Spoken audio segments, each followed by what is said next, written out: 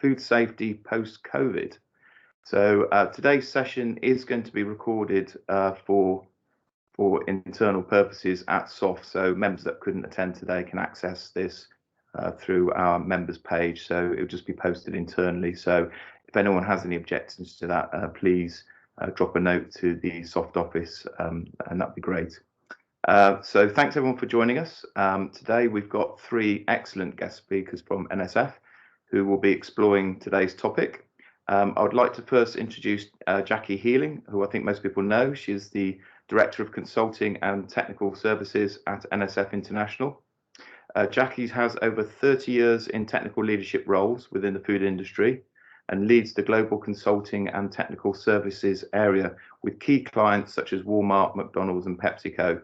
Jackie's background is primarily in supermarket retail, where she's led significant transformational programs in food safety and non-food safety, working in the UK, USA, Hong Kong and Australia. Jackie is the lead advisor for NSF's Global Crisis Management Support Programme, together with a leading insurance provider, and has extensive experience in crisis management support. So thanks Jackie for joining us. Our second speaker today is Will Smith, who is Client Director for Retail Services at NSF International. Will is an environmental health graduate from Birmingham University. His work experience includes working for Hilton Hotels Corporation as their safety risk manager, and also with Luminar Group, who are one of the UK's largest bar and club groups, in a similar role. Will's worked for NSF International for over 5 years as an account manager, moving to client management, and now recently as a client director for retail services. Our third guest today is Rui Souza, who works at NSF as their manager for technical support and training within their food division. Rui has a passion for food safety and quality. He's worked in food manufacturing in a variety of roles and has worked with all of the major UK retailers.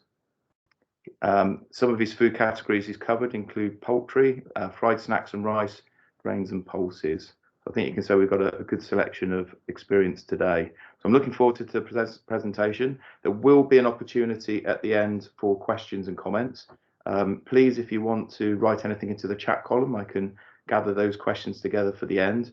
If you do need a point of clarification during the speak, if they say something that you just want to jump in and just ask for a clarification, please feel free to do that. And I'll try and keep the main questions to the end so we can keep the flow going. So it's probably a good time to hand over to Jackie, who's going to open the presentation for us today. Yeah, thank you, Paul. Good morning, everybody. Delighted to be back here again with you today. Forgive me a bit, I'm snuffling today, so forgive me if I have to take a quick break to sort my nose out. So yeah, Will, Rui and I are delighted to be with you today. We're going to talk a little bit about how we're seeing the landscape of food safety management emerge from COVID. I mean, we're seeing changes, and we're going to share some of our thoughts and insights with you this morning. We're very keen that it's a dynamic, interactive session, because I think there'll probably be a lot of experience that we can start to share now that we've come out of those extensive lockdown periods. So it'll be really good to get your input and your thoughts as we go through this. If we just start with the slides, I'm not sure who's driving. Are you driving the slides, Rachel? Maybe just bring up the first slide.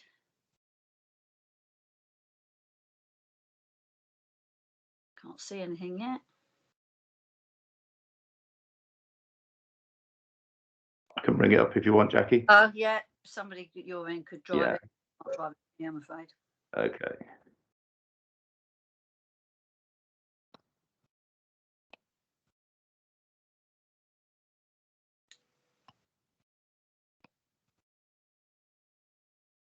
Is that okay? Yeah. I don't know if it's in slide view for people to see. Yeah, that's perfect. Okay. Thanks. We'll stay with that. So Paul's kindly introduced us all, and I just if we just go back one slide, Paul. I just we've taken the opportunity. Rui's put a very attractive looking photo up there. I see. We've taken the opportunity to correct any adverse camera angles today and put up our best selfies for you. So yeah, that's just some information about who we are and what our roles are, should you want to contact us, any of us, after the event. So if we go on to the next slide, just to outline the agenda, we're going to move into we'll do a little bit of an introduction now. We'll then move into an icebreaker and talk about some of the challenges and consequences that we're seeing within our roles at NSF. We'll take a comfort break halfway through, and then we'll move on and discuss some of the solutions and thoughts we've had about how the landscape might emerge and continue to evolve going forward. And then clearly at the end, we'll leave some time for some Q&As. So if I could have the next slide, it would be remiss of me not to spend a couple of minutes just reminding everybody who we are.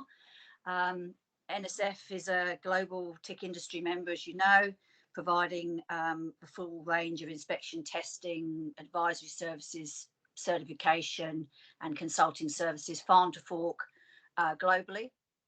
We're very committed to our mission of protecting public health, and we're emerging from quite a significant transformation ourselves over the last 12 months, which has moved us to a far flatter and more global oriented organisation, which should make us more nimble and more effective as we go forward. If we take the next slide, we can just have a look quickly at some of the key accounts. Many of you will be, I'm sure, on this call, and please don't take offence if your particular brand isn't on this slide, but this is really just to show the breadth and depth of clients that we're working with, and we are working farm to fork in the food chain. And then just on the final slide about us as an organisation, is to just give you an indication of our global footprint. So we are spread quite extensively now around the world with offices and laboratory facilities, but we actually have a far wider spread than that in terms of our support structures and service providers through auditors and consultants and specialists in various countries around the world. This has been really quite helpful and interesting over the last 12-18 months, because most of many of our regions and countries have been they've all been at very, very different stages of COVID management through the last 12 months, and that's been very insightful and quite alarming at times for colleagues of ours in places like India and LATAM, but also really helpful in terms of trying to map and plan how we will, as us, an organisation, but more importantly, how our clients will emerge from this very, very challenging time, and what shifts in priorities and shifts in ways of working they've had to implement in order that they can come through this as successfully as possible. So we've been really quite fortunate to share some of those ideas and practices, and some of what we talk about today will be rooted in that broader global activity and global ways of working that we're now seeing start to emerge. So that's it for the introduction. I'm going to hand back to Rui now, who's going to talk through the next stages, and I'll speak to you in a minute. I will turn my camera off because my Wi-Fi at home is pretty dubious today, so I'll see you in a minute. Well, thank you, Jackie, and hello, everyone. I want to start by stating the obvious now that Jackie has mentioned. We joke around, me and Will, that we look very much alike at NSF with the beards, and if I take my glasses off, even more. And I think after Jackie's comment, we know which one is the best looking one now. I think that's been clarified. Even though that picture was taken about 8 years ago, I must admit. So we wanted to start, after a brief introduction to NSF, by with a little icebreaker, a little time to get to know a little bit about each other, but also at the same time very much focus on what we're talking about today. And so one of the things we saw throughout the pandemic, and we're still seeing, is this decision making that we're all having to make daily, and if not hourly sometimes, between food safety and COVID safety. Well, the government has changed guidelines multiple times, and we're seeing an easing guidelines in the last few months. But still, we have certain weights that we have, imaginary weights, and we've been placing them throughout the last year and a half in ways that will benefit one of these, food safety or COVID safety, but will impact the other one and damage the other one.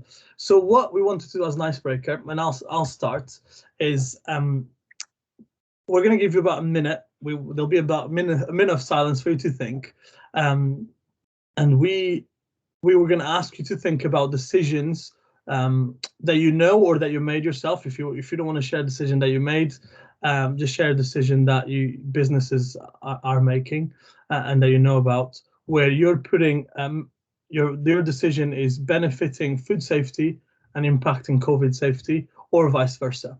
And then if you can tell us something interesting about yourself or fun, that would also be great. So I'll start with mine, and then I'll give you about a minute to think about something. And if you want to share, please put your hands up when the minute is over. If I don't see any hands up, I'm afraid I'm going to have to pick you myself. So I'd recommend hands up.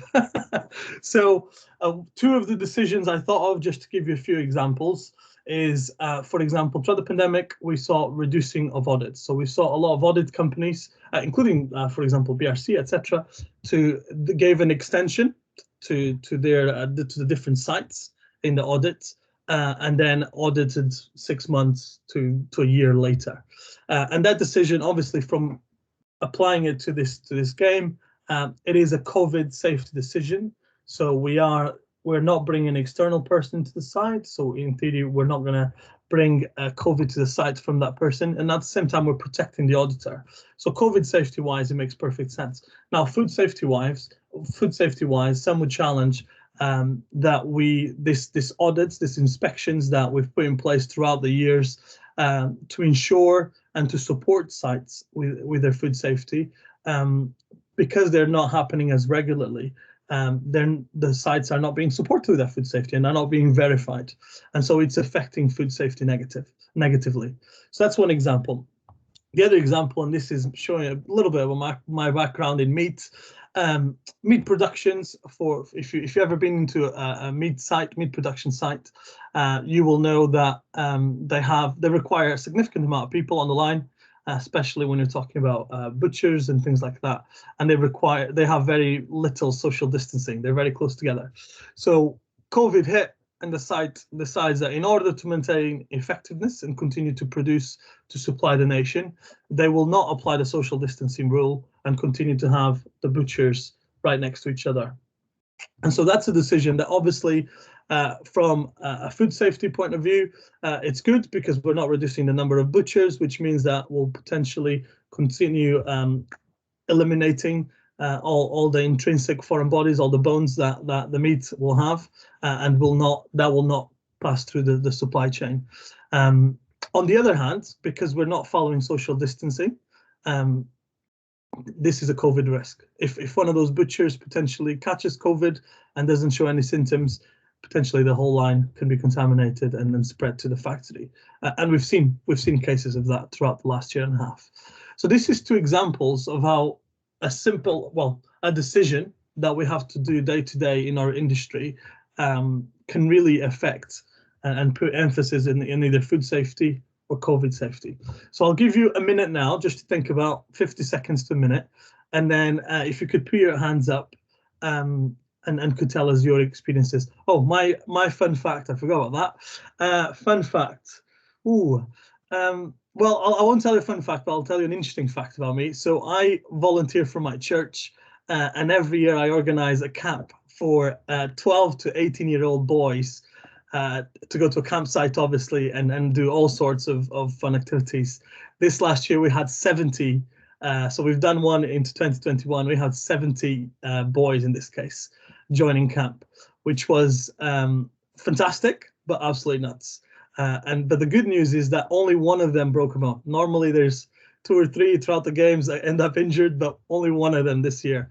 So and he's recovered already, so it's all good. That's an interesting news about me. So I'll give you 50 seconds, like I said. I'll go on mute, and then when I come back, I ask you that you raise your hands and we can start this discussion going.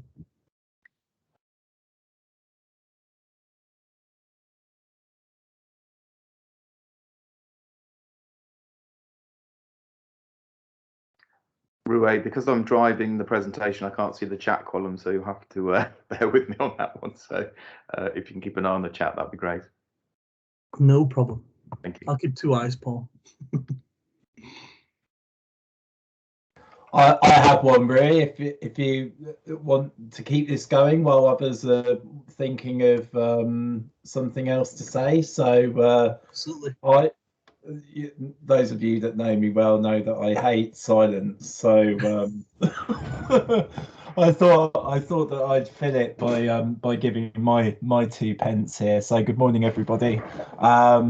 Fun fact about me, Will. I play in a band, as many people know. So if you're around the Black Country area, there's a good chance at the weekend you can drop into a pub and watch me murder various popular pop and rock songs with the group that I play in. But be good to see you there. The bit that I wanted to add in, Rui, and I'll cross over onto some of this when I do my presentation, is I've been out visiting some customers' sites over the last couple of weeks, making the most of being able to get out and about now a bit more freely. And I've had some really interesting feedback over the last couple of days, whereby so the business is a pub business, and they use an electronic system for capturing their opening checks, closing checks, their other due diligence records. And over the COVID period, they were given an hourly hygiene check to do front of house. Where they were effectively signing off that everything had been cleaned down, sanitized in between customers sitting in the bar area of the pub. And now that those rules have been relaxed, what the business has not done is remove the hourly checks. So unfortunately, what that's driving is a disengagement with using that logging system. And the overall compliance for the estate as a result is starting to see more late reporting of checks and an increased frequency of missed checks, because the burden of doing that has not been adjusted with the reducing risk of COVID. I thought that was a really interesting one to share, to say that as we're coming out of COVID and we are starting to remove restrictions, to take a whole view of the control measures that were put in place to manage COVID, and make sure that the operators are obviously still given the controls to do that are absolutely critical to food safety, health and safety, fire safety, whatever it may be in their business, but give them a bit more freedom to operate, to do those jobs thoroughly and properly, and to the correct level of diligence, rather than giving them a tool that's just going to frustrate them and mean that they become more disengaged with those safe working procedures. So that one's at the forefront of my mind at the moment, because it's one that I never truly considered, but seeing it out there in the field has been a bit of an eye-opener this week. So there you go. I've filled some silence and hopefully given people enough opportunity to think of their own examples. So I'll hand it back over to you to open it up. I can't see any hands. Neither can I. Thank you. That's a great example, by the way. It's fantastic, and they're happening every day. Everywhere we see them, any decision that someone makes, we can make this distinction between food safety and COVID. So absolutely. Okay. Is there any hands? Anyone that would like to share? I can give you one, Rui, if you want one. Oh, go on, Paul. So yeah, so I think with some of the COVID controls that were put in place, social distancing was a big one for companies to consider. And when you come down to getting training delivered, food safety training, that's often classroom based for operators that don't have access to computers, for example. And when we give briefings and toolbox talks, again, they're done through huddles. Now, all of that was challenged because we had 2-meter distancing rules, at the start of the pandemic, and it made it very impractical in places. So we had to you know, that was something we had to consider of how we land some of these food safety training and messages. So we had to do more things virtually, more things through paperwork, and how you assess competency when you can't talk to people so easily. So some of the more critical training had to be done one-to-one, which obviously took a lot more time to cascade. So that would be my example. Another great example, training, an absolute one, and we're going to touch on it later. Just how, again, every single decision affects either the effectiveness of the training or food safety, or the length of the training is another thing you said. You're having to do them one-to-one rather than 10. So it's going to take you a lot longer. So you have a lot more people that are not being trained for a longer period of time. And that's another great example, actually, is that people are starting to work in different sites. And the rotation of staff is very high, and we'll touch about it later. But they don't have the capacity to give the training with the speed that they're hiring people. And so there's people that are staying in the job just with some indications and some guidance, but not being trained for a while. So great example, great example. Okay, any hands up from anyone? Can't see anything on the chat either. Hi, it's Tracy. In the spirit of keeping things moving, if you wish, and a fun fact for COVID, and probably quite personal, and for some may have a bit of a green eye envy. I'm very, very proud of the fact that I've managed to get out to Crete and get back through all of the border controls with the traveller locator forms, the COVID passes, the different tests. I'm so proud. I mean, you know, it would have been disappointing to have had to have stayed longer in Crete in a very nice hotel. I wouldn't have wanted to be in a quarantine hotel, but the fact that I've done it, brilliant.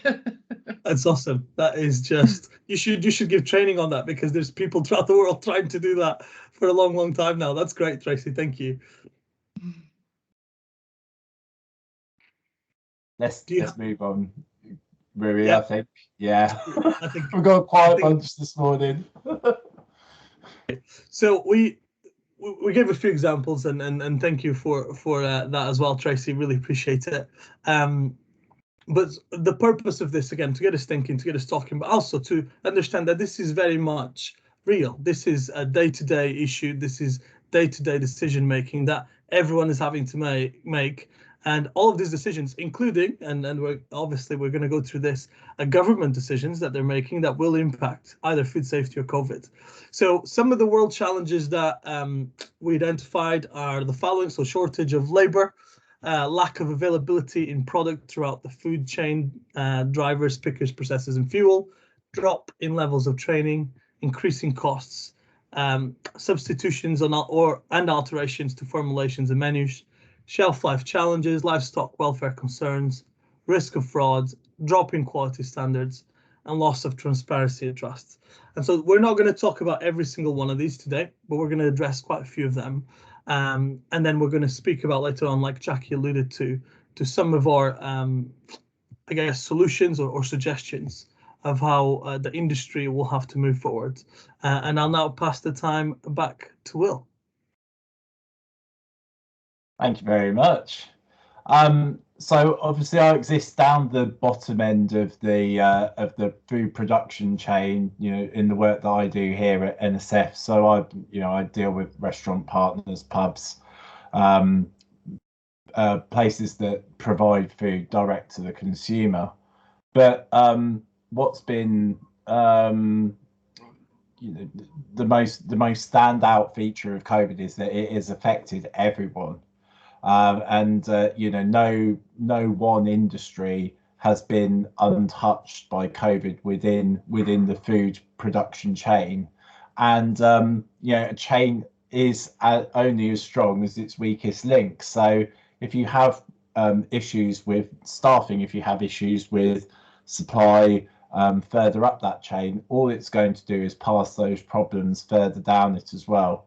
And I think, you know, whatever businesses down at the sort of restaurant end of the supply chain have done to try and offset some of these challenges or prepare for them, unfortunately, I think the problems have been so acute at the manufacturing end, particularly, as Rui alluded to, the fact that people have to work so closely together meant that if a factory was going down with COVID, it was going down with COVID, and there was going to be a problem with supply as a result. And you know, so that's the what could have just been a very small issue or a minor bump or a challenge that could have been dealt with under, you know, sort of pre-COVID times, actually was a lot worse. So we're going to look at a couple of the challenges on Rui's list earlier, just underneath the microscope a little bit. So Paul, if you wouldn't mind going to the first one. So for supply challenges in particular, so I've tried to represent this by a chain diagram. So the green chain is sort of pre-COVID, and the broken chain is the situation that we find ourselves in today. So pre-COVID in the supply chain, there were established relationships, and again, a fairly foreseeable market demand. You know, people knew what the trends were going to be. They knew where they were going to have peaks and troughs of supply happening throughout the year. So again, the producers, the distribution companies would be ready and prepared for those. I will drop the B word in here. So so you know, there was obviously complete freedom of movement pre-Brexit as well, which was also pre-COVID, of goods and of people, so that it was easy getting product in and out, and you know, businesses were able to do that without too many challenges, you know, that they acutely face now. And of course, you know, where I exist down at the consumer end of the market, there's very much a drive for reducing site stock holding. So businesses were improving their GP by reducing the amount of stock holding that they had within their sites, because the supply chain was so easy. You know, they could easily get product. There wasn't need for them to prepare for crises or emergencies, and you know, menus were generally you know, due to consumer demand, tailored towards more use of fresh produce. You know, people wanted a fresher, house prepared product to you know, as a premium offer. So you know, there's a lot more perishable food on site as a result. So then, of course, COVID hit, and you know, we know acutely what the you know, and individually what the outcomes of that were. So you know, in my sector, every business was forced to close, and that obviously related to or caused really high wastage of perishable product that they had on site.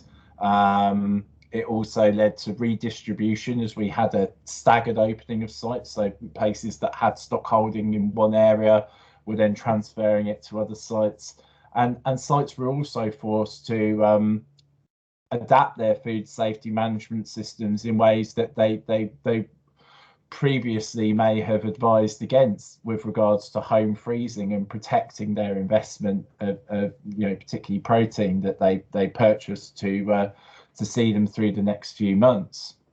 There was no staggered reopening.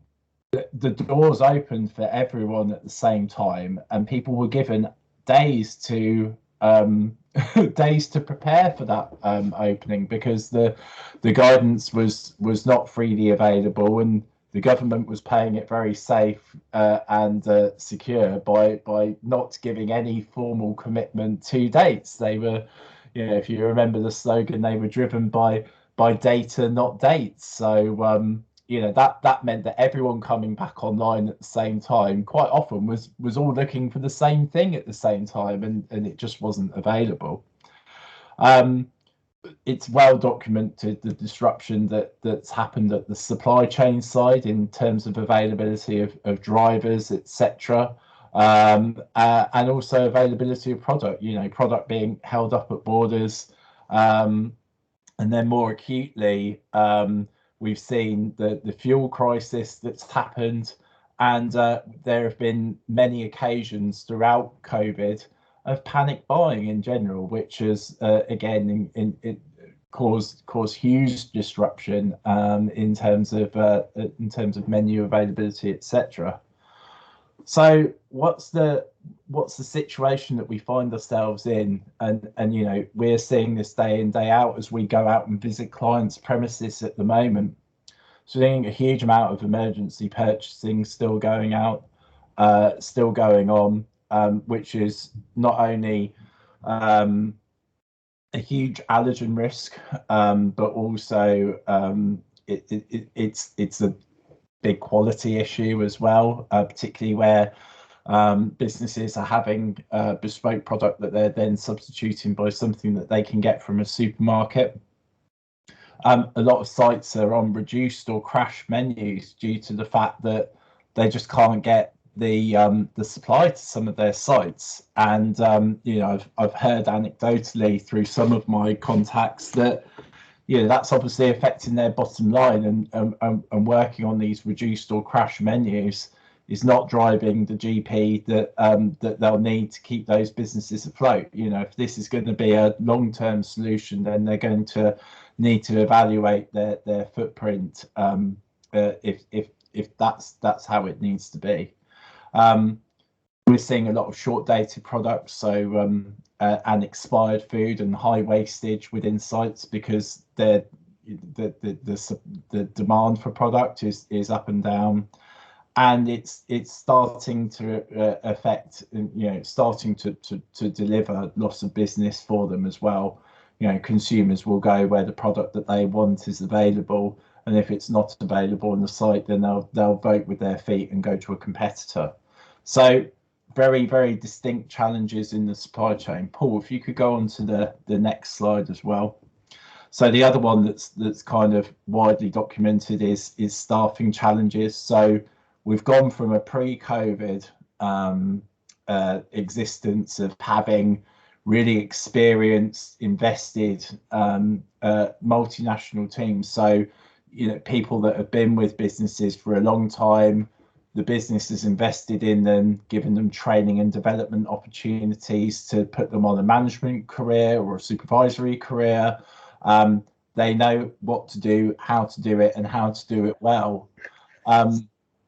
There have been career and progression opportunities available as well, because businesses have been thriving. They've been making, you know, they've been opening more sites. They've not been closing them, and that's made them very attractive to go and work for.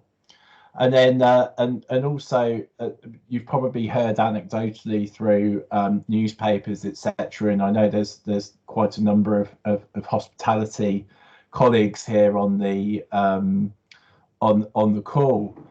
People that work in hospitality do so because they absolutely love hospitality, and you know, there are people that would do their role just for the love of the job, for serving customers, you know, passion for the food that the business produced, the values that the business had. And since the business has closed, they've had to, for personal reasons, financial reasons, look outside of the sector for work. And some of them have found other sectors, you know, such as you know, the delivery market, for instance, you know, working for retail delivery, and found a better balance of life, found perhaps a financial gain from doing so, found a career opportunity by doing so as well. But again, it's really interesting because they, for the love of hospitality, it's fair to say they may never have looked outside of the sector. So the sector's lost huge swathes of people that otherwise would have been very diligent to it. So those are the risks. So financial concerns, furlough and redundancy. Again, you know, people have to make ends meet. So they'll look outside. Again, they're finding that better life balance, better benefits from other sectors. So may be hesitant to return to hospitality. And then, of course, Brexit has come in, and the swathes of people that worked in the sector or worked in the sectors that supply the sector have obviously gone back to their home nations due to COVID. That's, I think it's fair to say, that might have catalysed some of those decisions, and they've chosen to stay there. And now that Brexit is in place, they're reconsidering whether the UK is somewhere where they want to come back to and work, because unless they've been through the process of applying to stay here, it's now more challenging for them to do so. So what's the situation that we find ourselves in? And I'm sure this is one that many on the call were acutely feeling. So the number of vacancies versus available people is really providing an employer advantage, which is seeing wages in the sector really become higher, and expectations of employees being higher as well. They really are the ones in the driving seat, because the demand is, they know that the demand is high for their skills. There is a massive compromise happening between training and onboarding, and getting the job done. And we see this when we're out auditing daily. And I know of clients that have had to reevaluate and actually sort of lay the law down to the operations teams to say, look, unless someone's actually going to do their induction properly, I don't want them starting on day one, because the stakes are too high, particularly in hospitality, with Natasha's law coming in on Friday, and making sure that people are aware of what the allergen procedures are. That we're seeing a huge knowledge gap there, and you need to make sure that people are going through a proper induction so that they can start their journey with the business on the right foot. A lot of people are more aware, I think, of their personal health and well-being too. I think it's fair to raise the mental health issue as well. And again, people are thinking about their mental health. They're thinking about whether they want to work for 12 or 13 hours a day, even with overtime in place, or do they literally just want to work 9 to 5 and perhaps cut their expenses, but do so for their own personal mental well-being. I think that's an increasing choice that people are making. And then finally, the one thing that we never foresaw as well was the pingdemic, the app that runs out of control. Should you listen to the app? Should you not listen to the app? The advice out there is very confusing from the government. Businesses want to do the right thing, and the right thing usually involves making sure that the team members that are pinged by the app still do not go to work for fear of increasing the risk of transmission of COVID and putting us back into lockdown. So, yeah, hopefully I've summarised the majority of the staffing challenges and the supply chain challenges, but there's no doubt many more that I haven't mentioned as well, that I'm sure you've all got acute experience of yourself. So I've alluded to some of these things already, but I thought it would be interesting to share with you guys what we're seeing through our audit activities and through our discussions with clients at the moment, for all the challenges associated with COVID. Now things are, in inverted commas, getting back to normal. We are seeing declining compliance performance across our clients. Some clients have several years, and that's driving a lot of conversation at the moment as to whether there is any they were, or I'm not sure whether there is a silver bullet. I think most of them are actually using it as an opportunity to think about what truly is important to them, and certainly the risk that seems to be at the top of their agendas at the moment is making sure that they get the allergen controls right in their businesses. So the other bit of feedback that we're seeing as well is we're seeing staffing issues across the board in our clients' premises, and it's really interesting for me. All of us on the call are food safety technical experts, or have a, well, we are, because we're on the SOFHT call.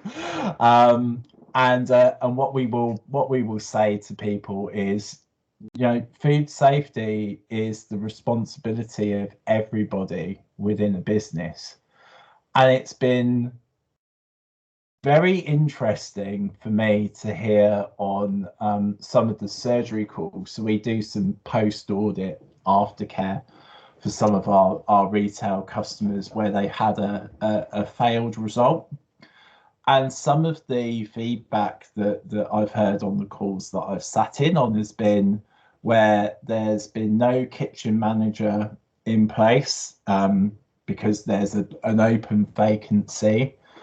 And I've actually heard the general manager say, well, I don't go and check standards in the kitchen because that's the kitchen's responsibility. And I'm having to pick my jaw up off the floor because these clients that I know preach the message, the correct message back to their teams to say, food safety is everyone's responsibility. And I do wonder if we've now found ourselves in a situation where people are not taking ownership of that global responsibility. So that's very interesting and another quite hot topic of discussion with some customers at the moment as well. We are seeing increased allergen issues and near misses, predominantly through two things, and that's emergency purchasing, and it's also through lack of training, so lack of induction. You've got inexperienced team members taking orders and not knowing what the proper procedures are. Another thing that's been really interesting has been a lack of detailed cleaning. Cleaning is always going to be our highest issue that we spot. It's just historically the case, and those of you that have been auditors or receiving audit data for a long time will know that cleaning is always going to be at like 1 or 2 on your top 10 issues. But I was surprised by it. I thought that COVID was really going to be a turning point where it dropped down a couple of layers because obviously that's one of the major control measures that people have been really hot on during COVID. So why is detailed cleaning coming up higher? The root cause of that is again back to that ownership and management of food safety risk within the business. Delegating tasks, not checking that they've been signed off correctly, not checking that they've been completed to the correct level of the correct standards expected, and therefore you're getting accumulations of things that are really easy for our guys to find and really are things that need to be sorted out. And then the final thing is we're finding huge amounts of out-of-date food because people they don't have the labor to do the checks properly. No one's taking ownership of doing the checks properly.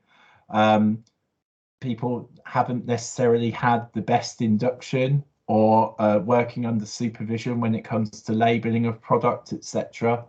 And we're chucking a lot of food away because no one can, the date saying that it's unfit for being served to someone. So these are some of the things that we're seeing there on the ground, and it is a worry and it is a risk, but hopefully we can find a way out of this. So that's the end of my section. Am I passing back over to Jackie now, I think?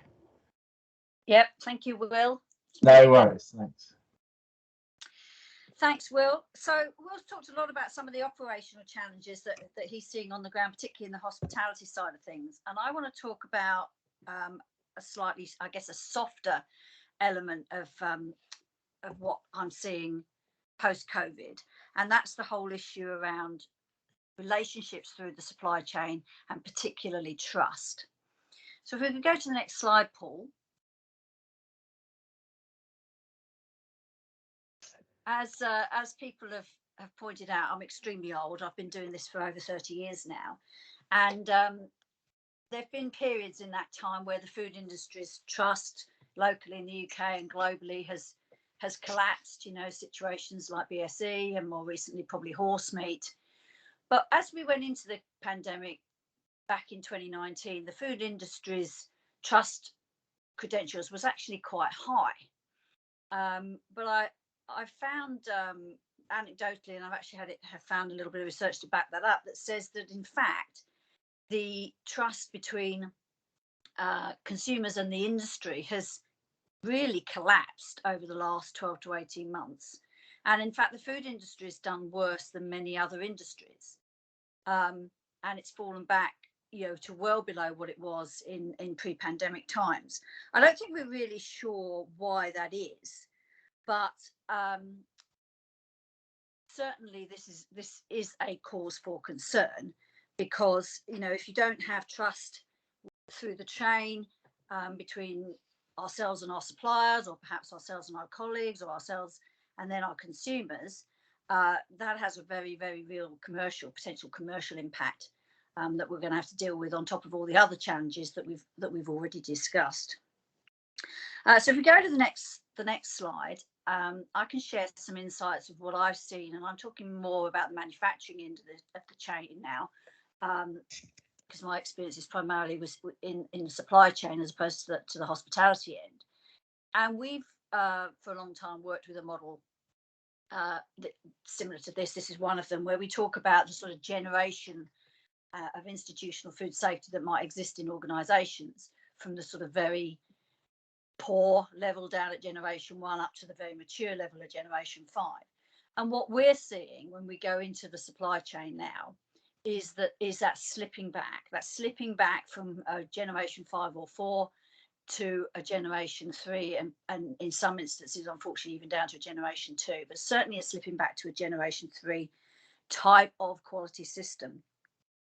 And I think, it can be understood. I don't think it's intentional when I talk to clients about why this is, that it is because they're short of staff. They haven't had the training. They're having to make all sorts of rapid adjustments to their through their procurement models, bringing in different raw materials than they might have had in the past. So their supplier approval programs can't keep pace with the rate of change that they're needing to make to keep their production flowing. But it is causing concern for the technical people I speak to in the industry. They feel as if it's running a little bit out of control. They're concerned more than anything about it becoming a new norm and never being able to get back to that more mature model, and therefore their I guess their margin for error is dramatically reduced, and it's making it's leading to situations where people are nervous to go away on leave, because they don't feel they feel as if their quality system is slipping back, and if they're not there to kind of get a hold of it, it could slip back too far. And maybe people have got some views and some experiences of that on the call, but certainly I'm seeing this client side when I talk to people at the minute. If we go on to the next slide, something else that I think is quite interesting as a consequence of the way things have been over the last 18 months is the impact we're now seeing of this remote working. We were all working remotely here this morning in terms of delivering this call for you. And there's been all sorts of positives. I'll be the first to talk about how great it's been to have spent much more time at home, a lot less time commuting, have the opportunity to be a little bit more flexible. But, and I've seen this a lot in my personal work life over the last 12 months, where I've changed role and taken on a brand new team in a completely different part of the world, in fact, over in the United States. And the challenge of forming those trusted relationships when you're only ever working remotely, I think has become very, very clear in the recent months. And indeed, again, there's research to show that if you're working remotely, you might spend actually less time in these meetings because you don't have that sort of social interaction that typically goes around it. People are starting to work in a more siloed way. The ties and the relationships between people and within groups of people are diminishing. And it's that loss of what they're calling in here a loose connection at work, that sort of standing by the coffee machine, quick catch up in the lift on the way to get a sandwich, is having a negative impact on both working culture and the quality of the outputs at work. And I think this is a real call out for those of us who are running quality management programs and having to do them in this much more remote, much more almost transactional way of working. And that affects trust. That affects trust because you cannot trust. Trust is about relationships, and people have to form those relationships and form those trusted relationships through, certainly for the human race, a degree of personal interaction, which we are finding very, very hard to do. So that's something else to consider. What do we think it means? If we could have the next slide, and what am I seeing? First of all, I think because we're seeing this breakdown in relationships and therefore breakdown in trust, people are reluctant to make contact to discuss problems early. And that's leading to a hiding of some of this bad news. It's creating a more tense environment in which to work. I'm seeing a little bit of overreaction sometimes when things start to bubble up because everyone's trying to handle it on feeling quite isolated. And a number of my clients are telling me that this Friday afternoon crisis situation is just growing in number. There's a lot of 3 o'clock on a Friday. Oh, golly, we've got a problem. We need to do something about it, much more so than was the case in the past, pre-COVID. But also it's bubbling to a crisis much quicker. It seems to be coming to a sort of crisis reaction stage much earlier. Many of them are not, in fact, crises. Many of them are just, relatively routine quality issues. But I think it's that loss of opportunity to touch base casually is causing things to bubble up and become perhaps maybe more than they need to be. If we don't get a handle on this, there's commercial impacts clearly in that we're going to find ourselves with a greater number of issues to handle, potentially more product coming off sale, and that's going to have a loss of customer confidence as well. Thanks, Paul. We can move on again. So, sorry, that's the end of my section. I'm just going to hand back to Rui now, and we can come on and talk about some of that again a bit later. Thank you, Jackie. So, just going to touch on training. In our view, and we've alluded to a few times throughout the presentation, is quite important. But first up, we wanted to focus on some of the consequences that we've seen throughout COVID that are affecting training in all aspects of training. So the first one, which Jackie mentioned about meetings and being remote all the time, this has made training a lot more difficult. The media sends the message that everyone's working from home and it's great, and in a lot of ways it is. In a lot of ways the work-life balance has increased and improved, but it's definitely made training more difficult. Some of the ways we've seen this, typically how one of the most effective ways of training an employee in any industry is by having the employee shadowing either the previous person, the person they're replacing, or someone doing similar tasks to them. And that we've done this for years. It works. It's effective. They learn by first-hand experience. But this is not very difficult. Some of the roles that would historically be on site, if not throughout the whole week, at least partially, they're all at home now, or a lot of them are at home, which makes it really difficult to train people and to show how it's done. Learn by doing it yourself. And so this, what does this mean? This means that training takes longer. So training these people will take a lot longer. It's less effective. So there will be parts of that training that will just not be delivered effectively and will increase the questions and the challenges back. But also, ultimately, this will lead to mistakes. A lot of the mistakes that could have been corrected or avoided if the face-to-face or shadow training was given, they won't be able to, because they're learning online virtually. They're not in the environment, and the environment is I would say probably 40% of the reason we make mistakes. And so that is making training a lot more difficult working remotely.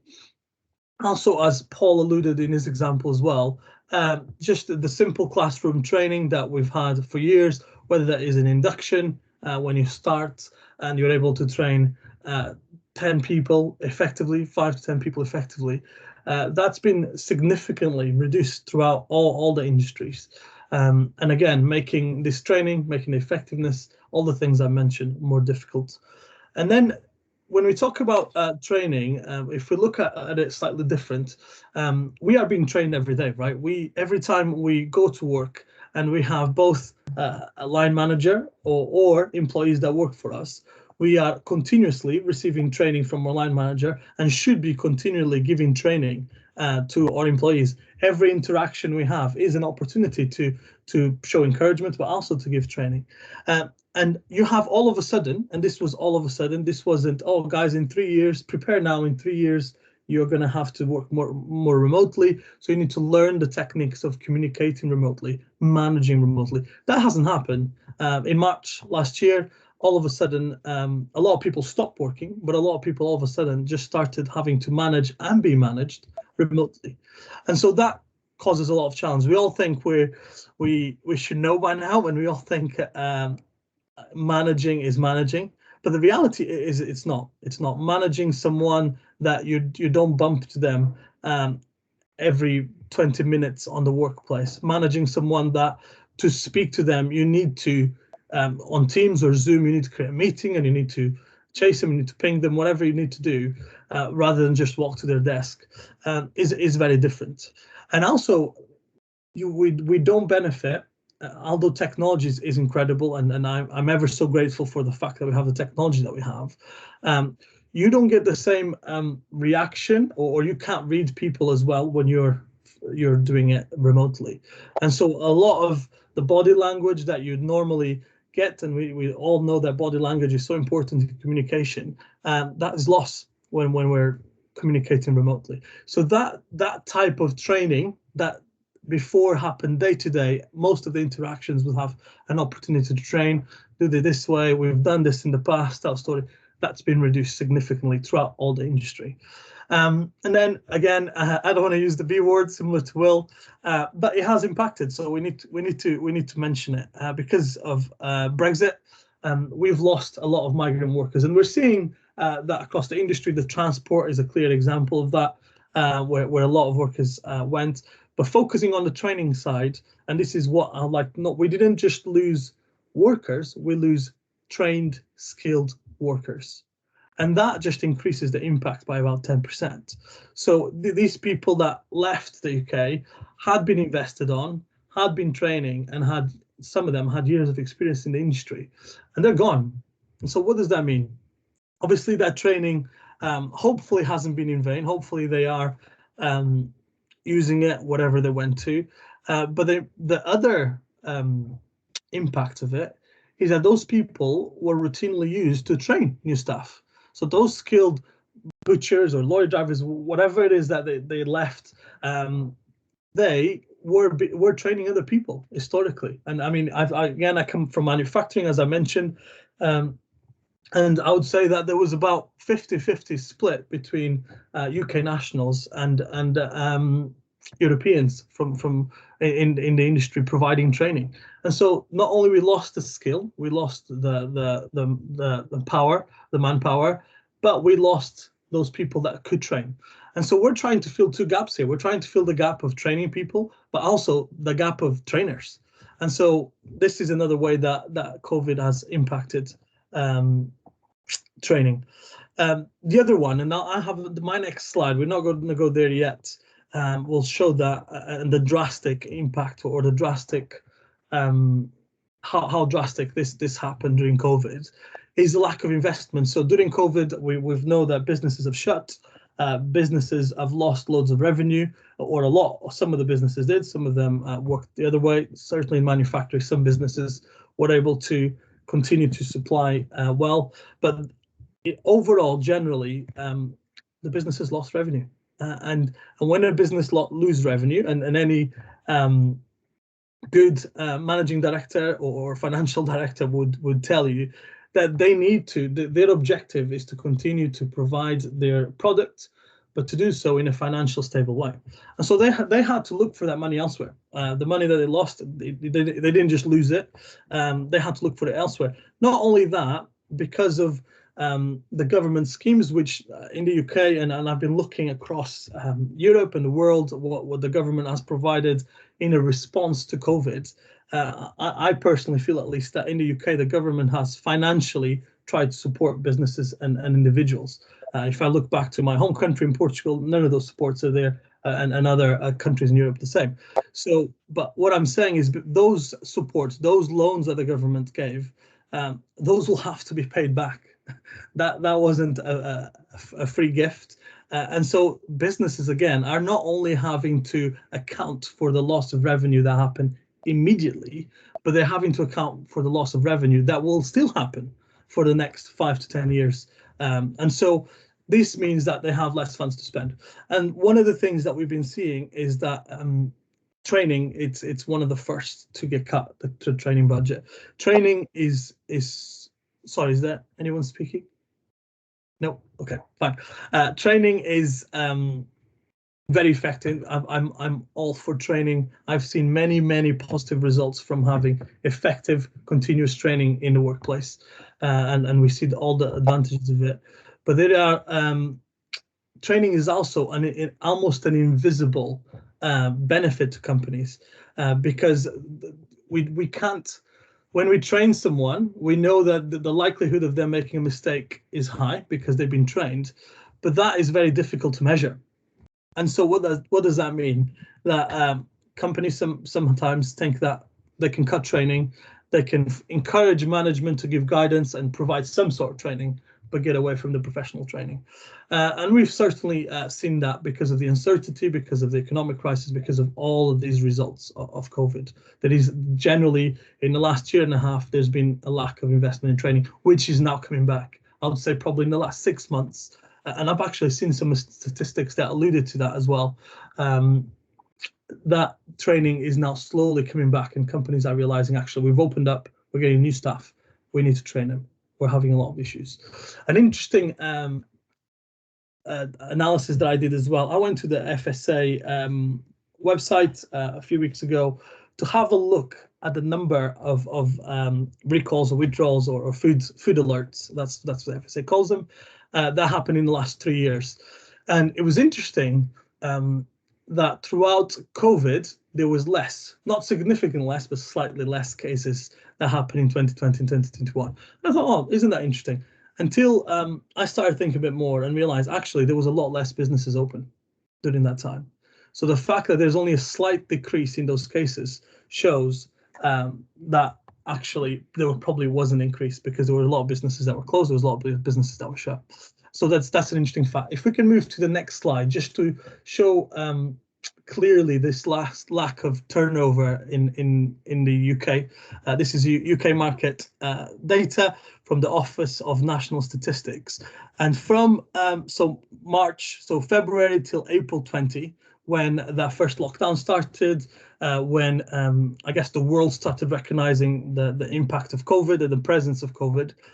There's been a decrease in turnover, and you can see in the graph clearly, of about 6.5 billion in those 2 months, the reduction.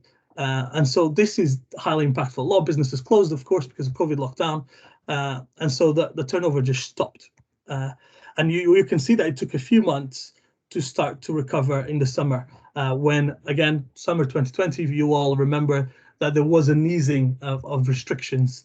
And then we can see again, when school started, September, October, Christmas time, and restrictions came back, we see that turnover decrease again. And what we can, some of the key things to identify is obviously that decrease, that the business is recovering as restrictions are eased, the businesses are recovering, but it's still below. If you compare to obviously January 20 to August 29, sorry, January 19 to August 19, is still running below those levels. And so again, this money has to come from somewhere. Businesses will just not continue investing and commit financial suicide. So that's some interesting statistics to show that this turnover has decreased, and as you all know, because you've seen it across the industry. If we can move to the next slide, please. Okay, and so I put a quote that allegedly has been given by Henry Ford, and I think is so important. And he said, the only thing worse than training your employees and having them leave is not training them and having them stay. And Will spoke about this multiple times, which is the fact that people are making more mistakes generally. People are putting in positions they've never been trained to. We had, if you were in the SOFHT 11s last week or a few weeks ago, we had Matt Taylor, our colleague, sharing how he went to a pub, in his local pub, and he was served chicken, and it was uncooked. It was pink inside, and it wasn't cooked all the way. And when he actually knew the owner, because it's his local pub, when he found out more about it, they had put someone front of house because they were short of staff in the kitchen cooking, and it resulted in this mistake. And this is happening all over the place. So and this is exactly what Henry Ford was talking about quite a long time ago, is the fact that when we have employees that we do not train, the likelihood is that they'll make more mistakes. And again, we can't really blame them for it, because they haven't been trained. It is our responsibility, like Will said. Food safety is the responsibility of everyone, but if we don't provide people the tools and the knowledge to do the work that they've been hired to do, we can't blame them for their mistakes. So before we move on to the next slide, I just wanted to, some of the signs that we all know that mean that there is a problem with training. So increasing complaints, increasing accidents, increasing audit non-conformance, losing food business certifications, so food safety certifications in the business is also a good sign of that. High staff turnover is also good training. It's very, there's plenty of data on our businesses that train regularly and provide relevant professional training to their staff tend to have less staff turnover, and also low staff morale. When that's happening, and in Brexit, for a lot of reasons, not just training, but training being one of them, these are all signs that we potentially should be looking at training, and we need to, like that sign said, press the emergency stop before we become, and our brand becomes part of the news. So if we can move to the next slide, and we'll take a 15-minute break after this. Yeah, so these are some of the challenges that we spoke to you about and decided to identify or to highlight in part of this meeting. And the next segment after the break will be to identify, like I said, some of the potential solutions or some of the suggestions that we think businesses could look at to see this as a perfect opportunity rather than a perfect storm. We've known that we are at crossroads in a lot of ways, and what is our attitude going to be? Is our attitude that this is an absolute disaster and we're just going to at some point implode in the next few months, or are we going to see this as an opportunity to change, an opportunity to do things slightly different, so we can continue being business leaders and industry leaders in the UK? So we'll take a 15-minute break. Is that okay, Paul? Yeah, absolutely fine. So thanks everyone for listening in the presentation. So if we can just have a comfort break, put the kettle on, and come back for 11:25, and then we'll just go for the final session and then take questions. So we'll regroup at 11:25. Okay. Thank you.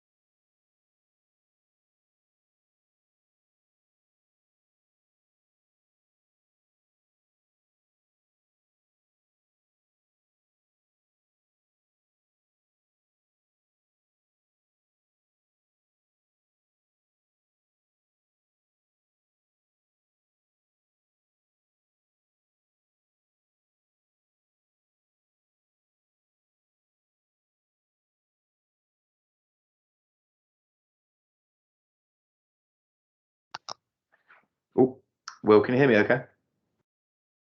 Great, okay.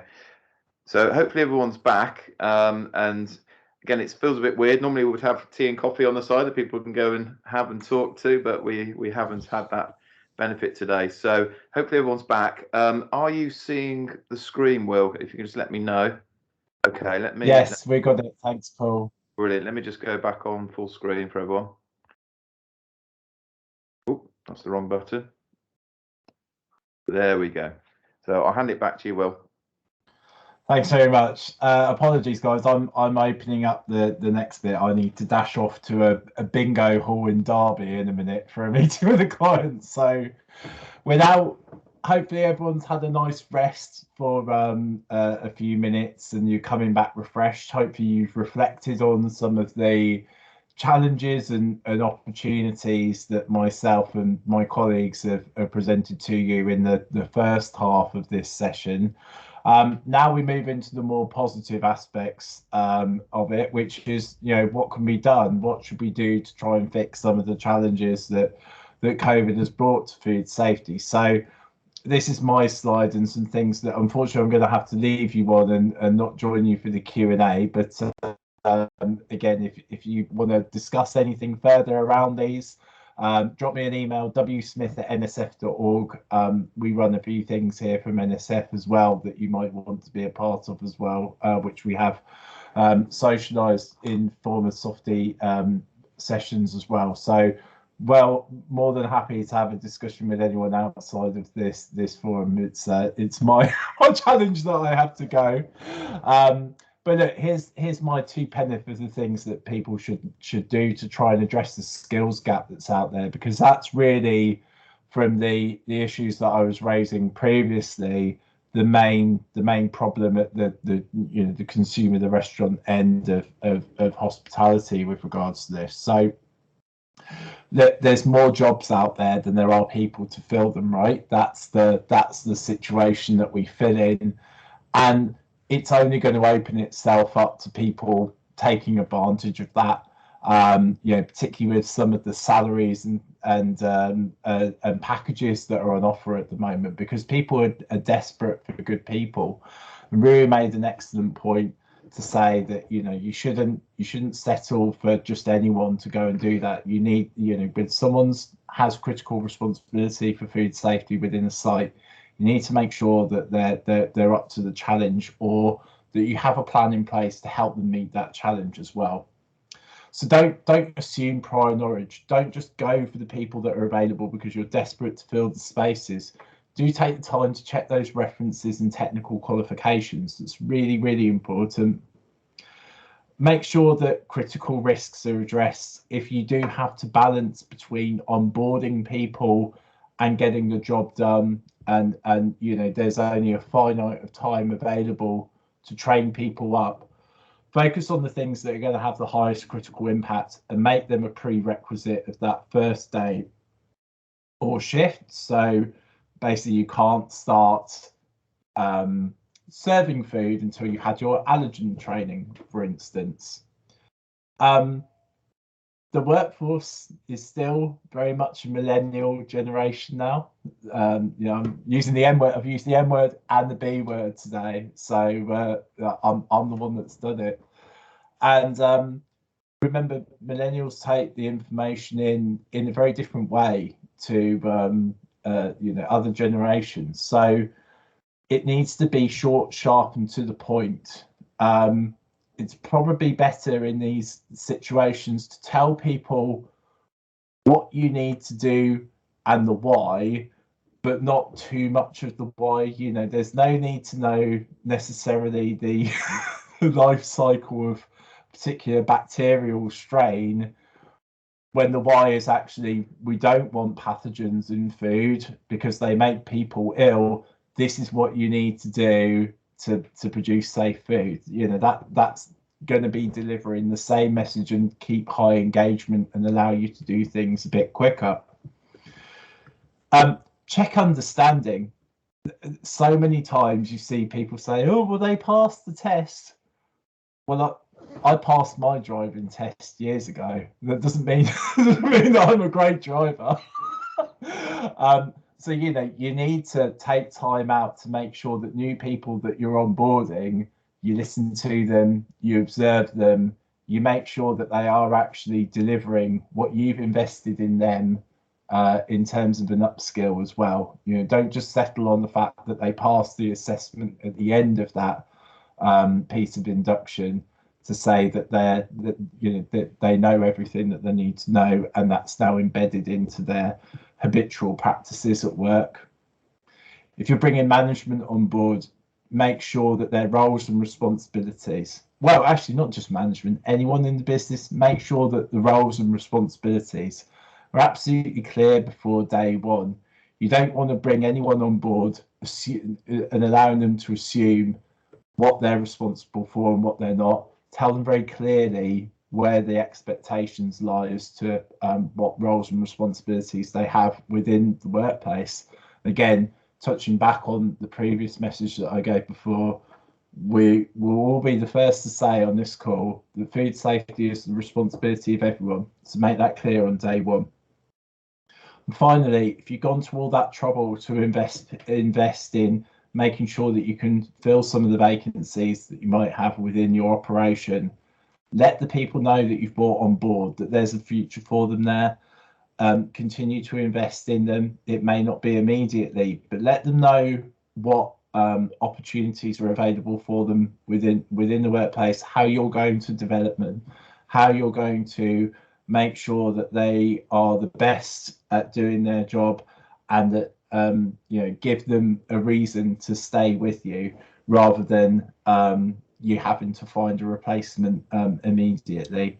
You may find that people are more willing to stay with you because they see a long-term future within the organisation than being distracted by a shiny new package elsewhere. You know, you want to try and recruit people for the long term if you can. It's going to be a challenge, but letting people know that there's an investment in their future is a really great way to do that.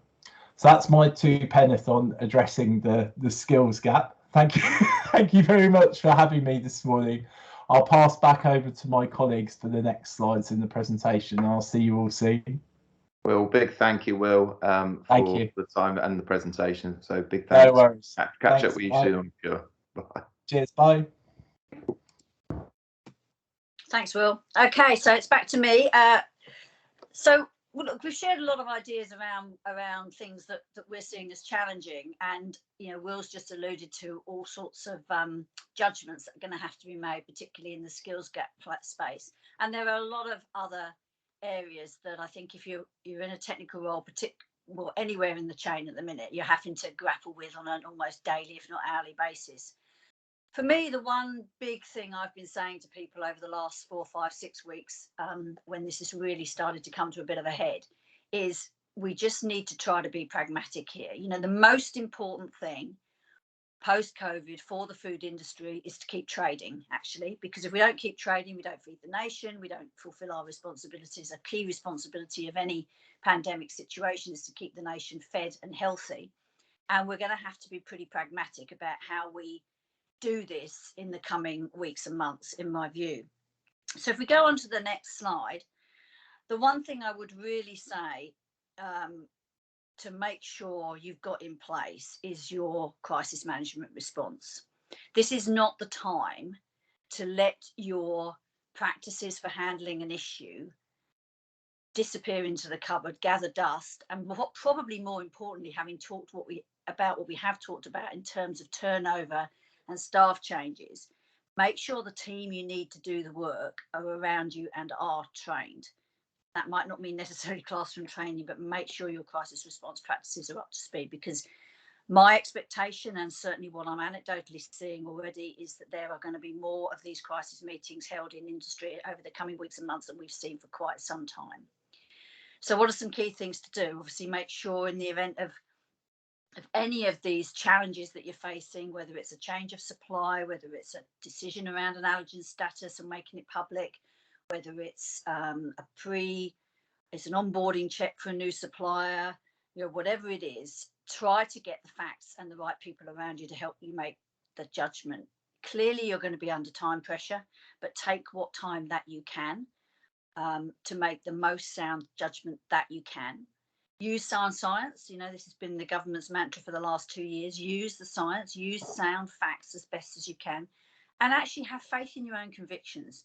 The vast majority of people I talk to in my team who are facing these challenges day to day, they know what they need to do.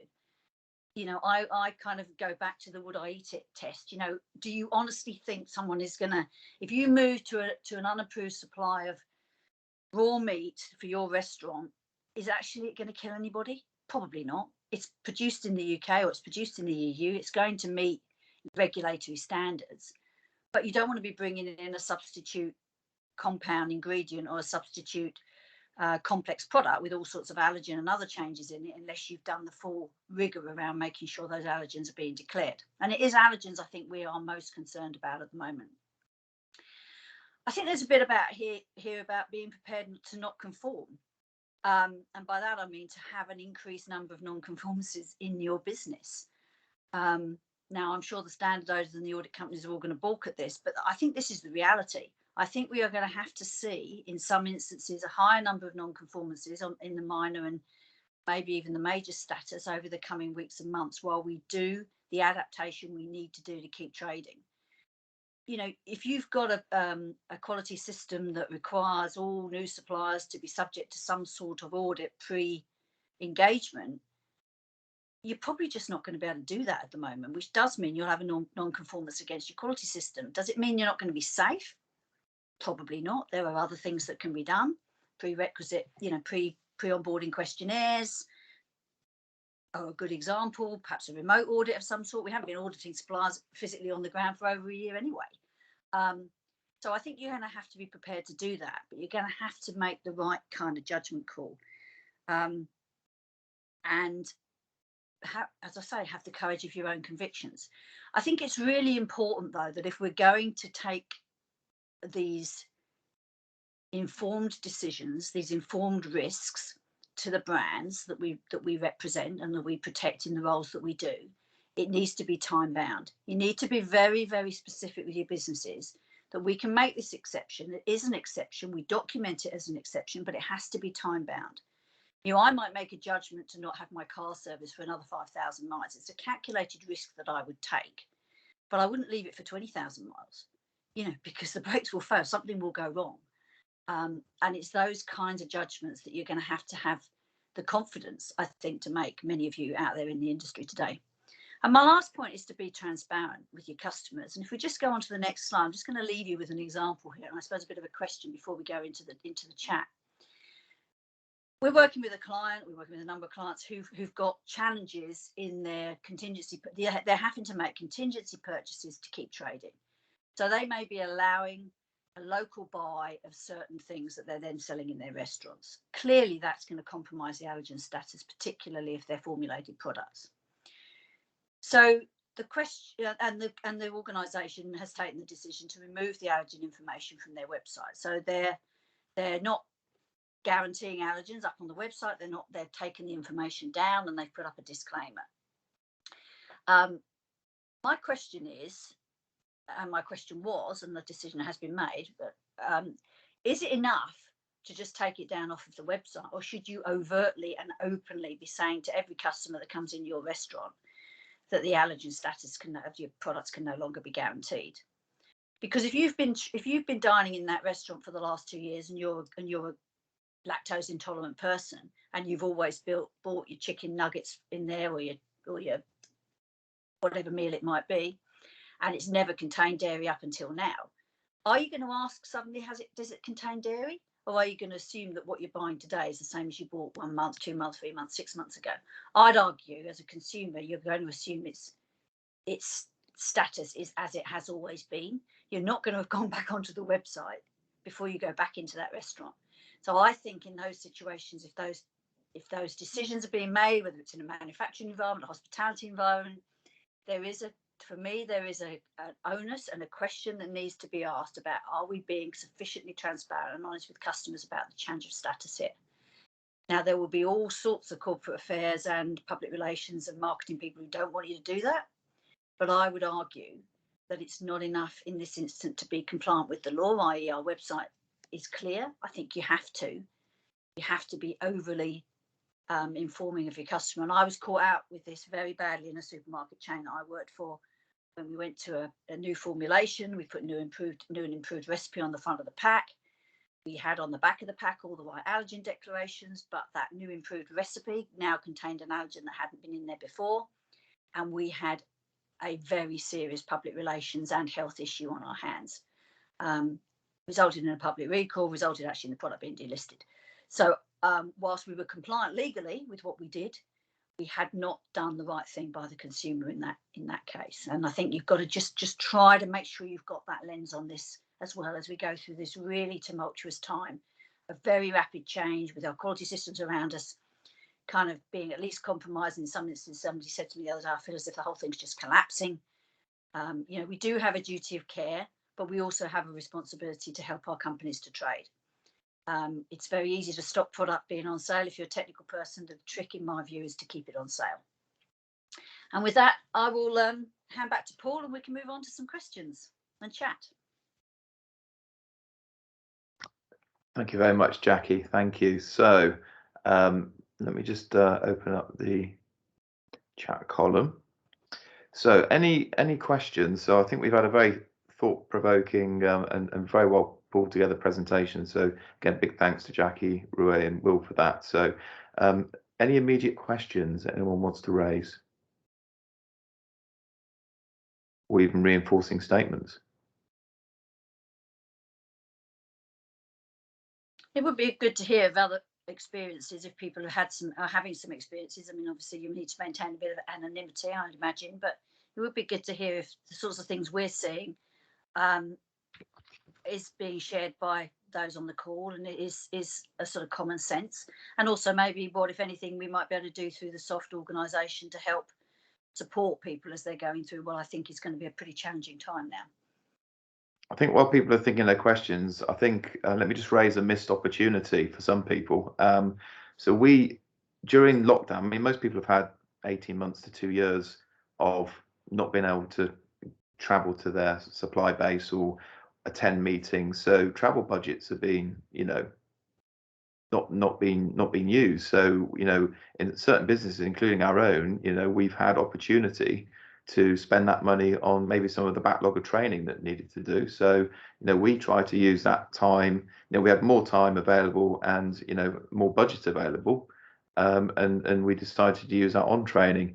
And there were more courses available, more training was popping up virtually that maybe was not available before. There are some training courses that just couldn't be done virtually, so I accept that. But I think for some businesses, it would be a missed opportunity if they haven't diverted their resources and time into training. Like I say, we certainly did that. But maybe that's the model going forwards. If there's more virtual sessions available, maybe it's going to be easier to train people, especially if they're not, if they're more agile working and have more time not in meetings to utilize training. So more of a statement than a question. Any other questions? I mean, I suppose, I don't know if this is one for you, Jackie. I mean, the fragility of the supply chain has really come to the forefront. So do you think we should be looking at things differently? Do you think the government should look at all these learnings and and the building blocks, because I think we were all surprised just how fragile the supply chain was, whether it be CO2, whether it be drivers, whether it be staff. Do you think this is going to require a completely new approach?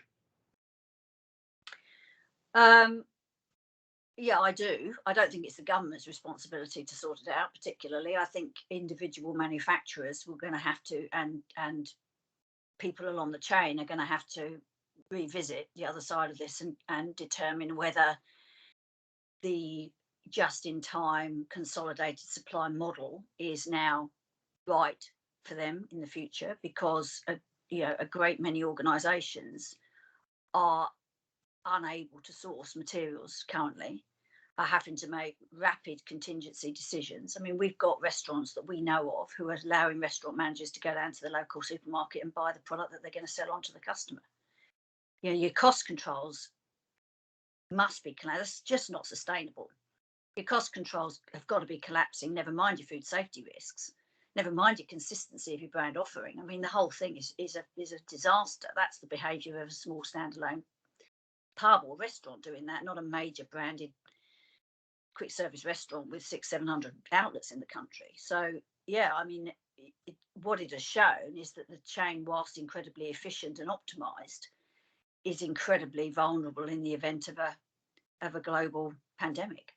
Now, how frequently we're going to get a pandemic, that's the question, isn't it? That's the judgment call. I don't know. Personally, I would, if I were responsible for making these decisions in a large manufacturer, I would go to a minimum of 2 suppliers, 2 supply chains, so quite distinct supply chains for key ingredients for sure.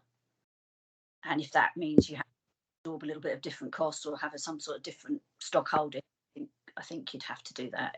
It's your responsibility, your primary responsibility as any organisation is to maintain trade and look after the people that you employ as a consequence. I mean, that's the real consequences of this going wrong, isn't it? That people lose their jobs, people lose their livelihoods, and that's the last thing any of us want to be overseeing. So, for what it's worth, I would be advising my businesses, and I am advising my clients, to revisit your supply chain decisions and revisit your supply chain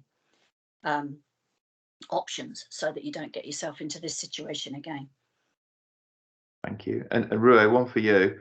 I think in your slide you were talking about there's evidence of the future generation, or the millennials, that within industry expecting more agile working and work-life balance for mental health or just family balance.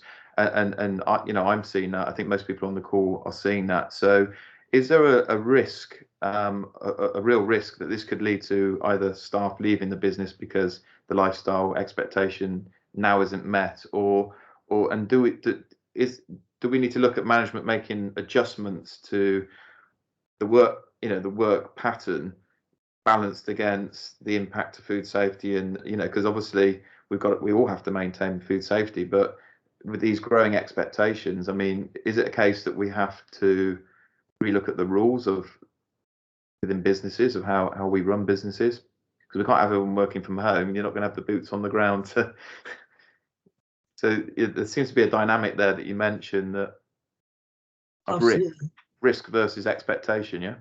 I think to answer your first question, absolutely the risk is there. I mean, one of the things that the pandemic made very, very clear to everyone, and the media has been a big part of that, is that there are roles and businesses out there that are open to work remotely, and that offer things like even a flexible remote working or a hybrid approach to their working hours, etc.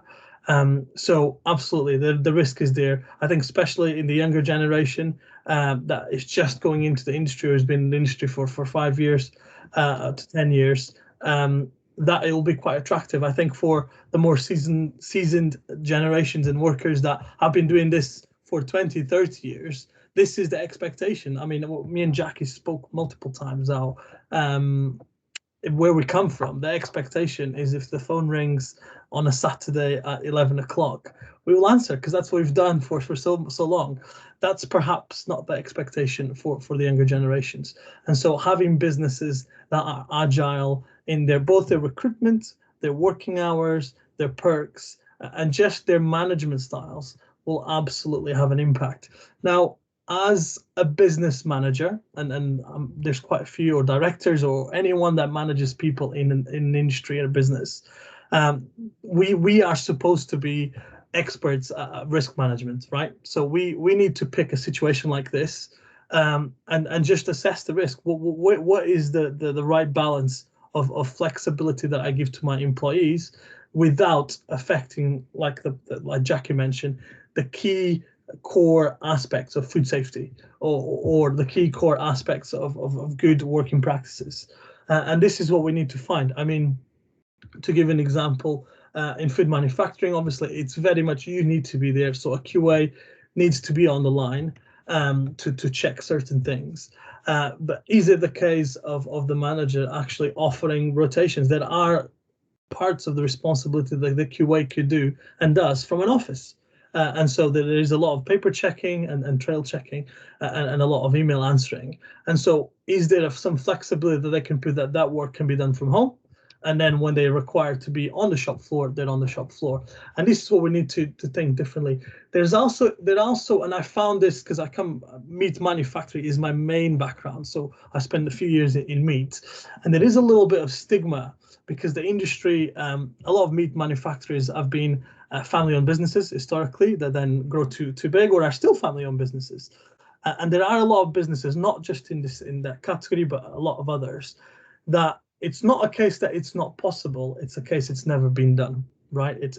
There are plenty of responsibilities and roles that are perfectly possible to take that hybrid or fully remote approach, but we just never done it. And we like the way things work and we don't like that change. And so again, looking at this is an opportunity as risk managers to see actually this is something that perhaps we need to change to attract the best talent, to retain the best talent in the next 5 to 10 years. And so we need to look outside of that box, be pragmatic, like Jackie said, and know our people. Like, again, it's so important that you know who you are recruiting, because if you're just recruiting and you just focus on the recruiting process without looking at the candidates, you're not going to be able to tailor, you're not going to be able to attract the resource you want. If you focus actually on the resource you want, what they need, what they look for, again, the millennials that we talked about, and that might not even be the generation that you're after, but you need to know who you're recruiting as any manager of any business. So I hope that answers the question. Forward to, you've had an incident or a situation which we can't predict when those are going to hit us. Who do you need to be on site versus not on site? And you're right, because if you have a role that allows agility, then you're to attract good talents, you widen your network to national level if they don't require to be necessarily on site, but then you've got to be able to handle situations and the day-to-day management of the business. So you make a good point. And can I give you just a quick example? So Jackie, you mentioned when you introduced Jackie, how she's the global lead for this crisis response service that we provide. Jackie's not on site, right? Jackie, when this crisis happened, Jackie will not be able to all of a sudden go to Australia and all other parts of the world. So she's remotely supporting these businesses. And this is just another example. There are people that need to be on site, but there's a lot of decision making and investigation that can be done remotely if we just willing and open to look at those alternatives. Thank you. Great answer. So I'll just open out any questions before I bring it to a close. Does anyone want to come in and make any comments?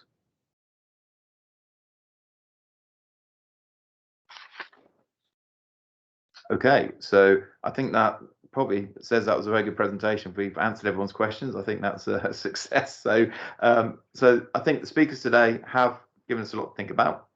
We've been taking some notes throughout. So I think what is obvious, coming out the back of a major pandemic, change is inevitable. And we talked a lot about what those changes could look like, but we need to keep food safety at the forefront of everyday business. That's clear. And I think, you've made it very clear all the way through that training is core is critical to people understanding the roles within the business. It's also clear that we've had some challenges within the supply chain, and we've seen knock-on impacts and shortages of things like labour within the business. And we need to adjust to new ways of working. And I wrote a note here. It's clearly the job for senior management to ensure that food safety is being maintained, skill gaps are being plugged with trained and competent people, and trust throughout this is restored or maintained within the sector. So that's kind of some of the main comments I got out, or main closing remarks I got out of the slides today. So I've certainly enjoyed today's talk. Hope everybody else has. There will be an opportunity to give us feedback, and the notes will be circulated through SOFHT for people to look at, and the video. So can I just thank again Jackie, Will and Rue for their presentations today, and yeah, big thank you for your time today. So thank you. Bye to everybody. Hope you enjoyed it.